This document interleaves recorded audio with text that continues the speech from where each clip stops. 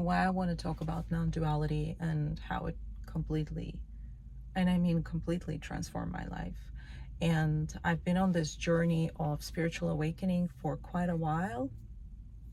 And if some of you have been with me, you know that I have been working with empath and highly sensitive people, and my sensitivity awakened me to look deeper within, and also suffering that I had to go through, toxic relationship, also coming out of it and healing and taking care of my nervous system.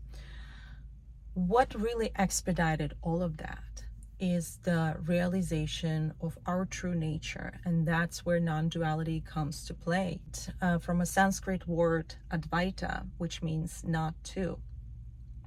And we live in the presumption that there is separation between the world and me, the separate entity that you put a name on, and a bunch of other labels. So you label yourself. You also along the way, you've gathered all of the labels from other people who told you who you were, and that created major limitations, imposed limitations on your true nature as you are, as awareness. What these labels do, they just make you feel small, vulnerable, threatened by the world. And of course, with these beliefs, you will feel like the world has power over you and the circumstances have power over you and nothing you can do about it. Very constricted, anxiety-based feeling,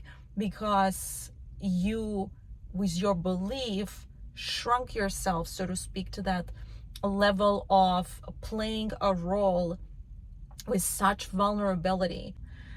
And when we talk about non-duality, we simply awaken to the fact that you have never been separated. You have never been in a subject-object relationship, even though the world may appear this way. But all along, you have been awareness in which all of the things, all of the thoughts, all of the experiences and people were taking place. Now, this is also not to say that we completely deny. We're not going into nihilism and solipsism as well, because that's simply not the actual experience. And that could be just another concept that veils the truth. And I can talk about this a lot. And there's a lot of videos out there on this, and I'm most likely will be speaking more because that subject is dear to my heart. It completely changed my life.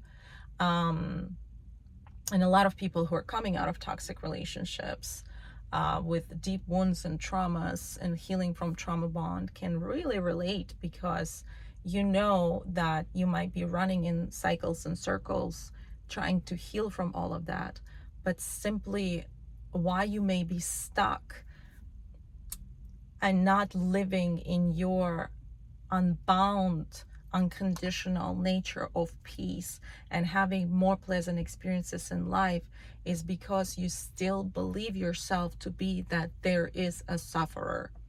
And I'm not, again, denying the suffering is relatively real in this realm. And if you drop something on your foot, it's gonna hurt. It's not the video to tell you that you have to completely ignore everything. In fact, if anything, my life became even more action oriented when I awakened to my truth. But all of my actions were aligned from peace, from love, which means when I need to take an action and discern in a situation as well, it came even more powerfully. It doesn't mean you have to say yes to everything in the world. It doesn't mean you have to act nice all the time. The actions will come up through you, and the right actions will always guide you to the next right step. But what the major thing really happened is that I healed my nervous system. I started living in more peace.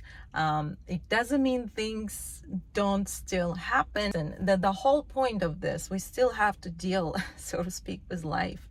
But what happens is that you shift from dealing with life to celebrating life, to enjoying life, to actually living life from a place of ease, from a place of effortless joy. It's your true nature, and you embody it gradually by doing the healing work. You embody your true nature.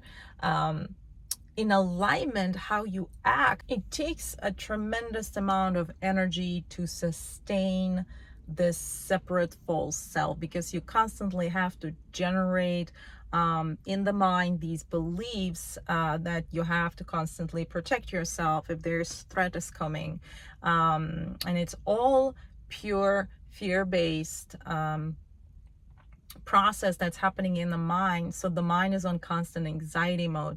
So no matter what you do, while a lot of practices might be helpful and healing practices, but if this part is not addressed, then it can go on and on and on and feel like it never ends, really, and you kind of making some breakthrough, but there's something else comes up, maybe something unaddressed, or maybe something new that pops in.